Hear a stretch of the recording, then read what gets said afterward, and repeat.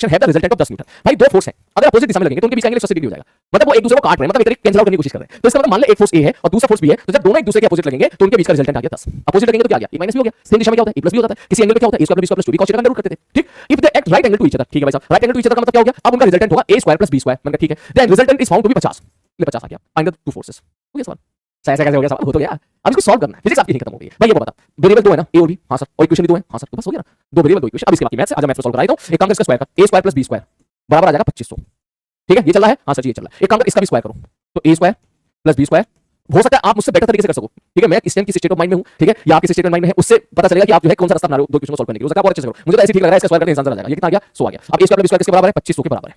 Check कर ले भाई साहब, ठीक है, इसके बराबर है भाई, बोले सर तो 2500 के बराबर, सही जा रहा है ना, सही जा रहा है, सही जा रहा है, सही जा रहा है, सही जा रहा है, सही जा रहा है, हां सर जी सही जा रहा है, ओके ठीक है। अच्छा एक मिनट, आप इसको ऑप्शन से भी कर सकते हैं, ऑप्शन एलिमिनेटिंग से, लेकिन अगर सपोज सवाल इंटीजर टाइप का आ गया, ठीक है, तो फिर इसको तो आपको पूरा सॉल्व करना पड़ेगा, है ना, ठीक है सर जी। तो हम क्या लिखेंगे, वैसे तो फील आ रही है 30 40 की देखते फील आ गई, ठीक है, कैसे फील आ गई, ठीक है, मतलब एक तो ये भी है 30 और ये 40, उधर कैसे फील आ गई, 30 का स्क्वायर 40 का स्क्वायर 50 का स्क्वायर होता है, ठीक है, और 40 में से 30 आता है तो 10 आता है, ठीक है। लेकिन मैं चाहूंगा कि आप इसको सॉल्व करें, सर क्यों आप ऐसा क्यों चाह रहे हो, मैं क्या पता यार 10 की जगह 50 यहाँ 10 की जगह 20 करते और यहाँ 50 की जगह 80 कर दे, ठीक है, ना मिल गया 30 40 50 का सेट नहीं मिलना, फिर तो आपको सॉल्व करना पड़ेगा ना, तो वो सीख लो एक बार, ठीक है सर। तो a square plus b square क्या हो गया sir, a square plus b square की वैल्यू 2500 मैंने रखी यहाँ पर प्लस 2ab, ठीक है सर जी। ये किसके बराबर आ गया भाई साहब, 100 के बराबर आ गया, सही जा रहे हैं हम लोग, हाँ सर सही जा रहे हैं, प्लस नहीं होगा, सिर्फ माइनस होगा, बाकी सब ठीक है ना, ये माइनस हो जाएगा सर, माइनस 2ab, ठीक है सर। अब देखो ये उधर गया, ये इधर गया, तो ab बराबर आ जाएगा 2400, ठीक है, 2400 बटे 2 बराबर 1200, ठीक है। ये इधर आ गया 2500 में से हो गया 2400, 2ab बराबर 2400, तो ab बराबर 1200।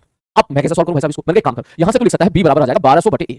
पर ये सब क्यों कर रहे हो आप, मैंने कहा ये इसलिए कर रहा हूं, मान ले डेटा कुछ और होता, हमको 30 न्यूटन 40 न्यूटन दिख गया सवाल, वो अलग बात है, हमें इसके लिए तैयार रहना कि मान ले डेटा कुछ और, मान ले डेटा 2500 दे रखा 36 कर, ठीक है, तो दिक्कत आई ना फिर, ठीक है सर ओके। अब क्या करें, मैंने आप कुछ नहीं, b की वैल्यू उठा के इसमें पढ़ते, तो आप बोलोगे सर a माइनस b बराबर 10, a माइनस b की वैल्यू कितनी दोस्त 1200 बटे a, 1200 बटे a बराबर 10, स्क्वायर कर दो, a स्क्वायर माइनस 10a, मैंने कहा ठीक है भैया, माइनस 1200 बराबर 0। अब बन गया आपका a square minus 40a plus 30a minus 1200 बराबर 0, ये आ जाएगा a माइनस 40 a प्लस 30 बराबर 0। अब सही जा रहे हैं ना, ठीक है सर जी, a की वैल्यू आ गई 40, a 40 आ गया तो b की वैल्यू आ जाएगी 30।